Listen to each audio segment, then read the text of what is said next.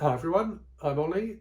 This is Criminolly, where I talk about crime, pulp, horror, that kind of thing. Today I'm doing a quick weekly wrap-up video where I'm going to talk about what I've been reading this week and also some new books that have landed with me at Criminolly Towers during the week. So let's do the what have I read first. So a couple of Kindle books. So finished Funland by Richard Lehman, which I was reading for a review, which was okay. So it was, how can I describe it? It's a lot better written than some of the Richard Lehman books I've read, but also a lot less fun. So it only really kicks into gear in the last 25% or so. The ending's a lot of fun and quite enjoyably horrific. The build-up goes on for a very long time. It was a lot less fun.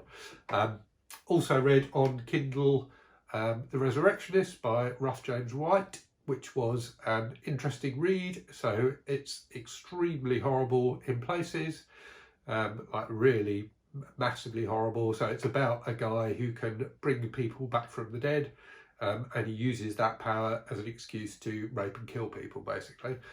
So it's quite an extreme book. But also long passages that aren't horror at all, which were quite dull. So in some ways a bit like Funland. So yeah, both of those I think were 3-star reads for me. Moving on to paper books. So continuing my reading of the Executioner books by Don Pendleton. So read this one, Miami Massacre, which is the 4th in the series. Didn't enjoy it quite as much as the first 3. But it's still a good read. So in this one, Mac Bolan, the executioner, goes to Miami to take on the mafia who are having like a summit there. There's a fantastic ending where he's takes out dozens of mafia guys. The build-up maybe not quite as much fun as that, but the ending was very good. Also read First Blood by David Morrell, which I did a buddy read of from one Plagued by Visions. This was excellent. This was 5 stars for me. So you'll be familiar with the story if you've seen the movie, albeit there are some differences, but just brilliantly told. The tension, particularly in the kind of build up in the first third, is absolutely fantastic. And some really interesting writing in there as well about the differences between how the Korean War and the Vietnam War were thought of in America. So yeah, I thoroughly enjoyed that. Very good. Also, so another pulp book or pulp series that I'm reading through, so the Edge book. So this is number 10 in those, Vengeance is Black, which was again not the best in the series, a bit like the Execution one, not the best that I've read so far, but solidly enjoyable. Some interesting writing about race in here. I was worried that it was going to be, not well handled, the race aspect in this book. There's a number of freed slaves in the book, but actually I think it kind of ended up okay. So yeah, an interesting read. I'll be doing a full review of it, not on video, but for my blog, criminolly.com. So if you're interested in westerns, check that out. And then also been reading this tome, so it's 650 odd pages, The 20-Year Death by Ariel S. Winter. So this is actually 3 books in one, so 3 crime novels set in different decades, but kind of with links between them. So I've read the first 2 and I'm just starting the 3rd one. So I'm hoping to get this finished today. It's only about 200 pages, the last book. And I've got quite a free day. So I'm hoping to get that finished today.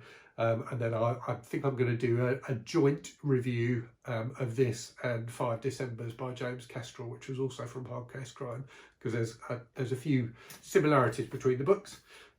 So look out for that video coming soon. So that's what I've been reading.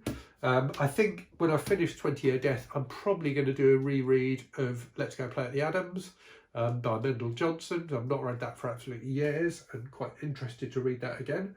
In terms of things that have landed this week, so I bought a bundle of Richard Lehman books.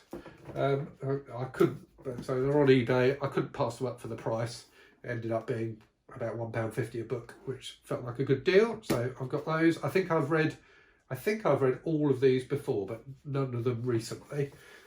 Also got this one through the post from the States. So Dearest by Peter Lochran.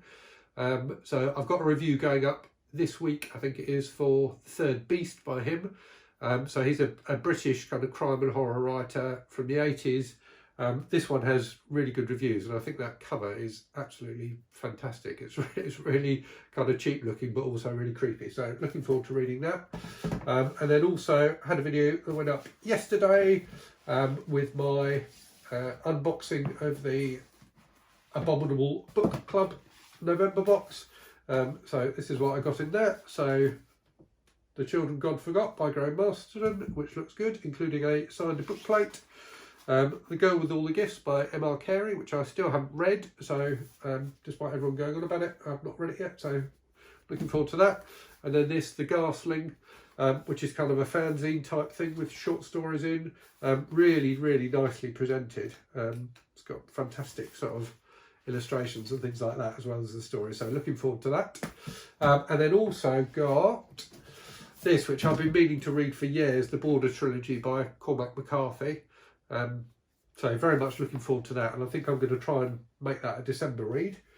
And then finally picked up these three Charlaine Harris mystery, kind of cosy mystery novels. So I've never read any Charlaine Harris. Watched the first couple of seasons of the TV show of whatever her vampire series is called, the Suki Stackhouse books.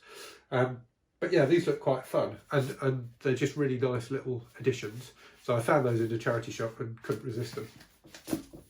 So that's my weekly wrap up for first week of November 2021.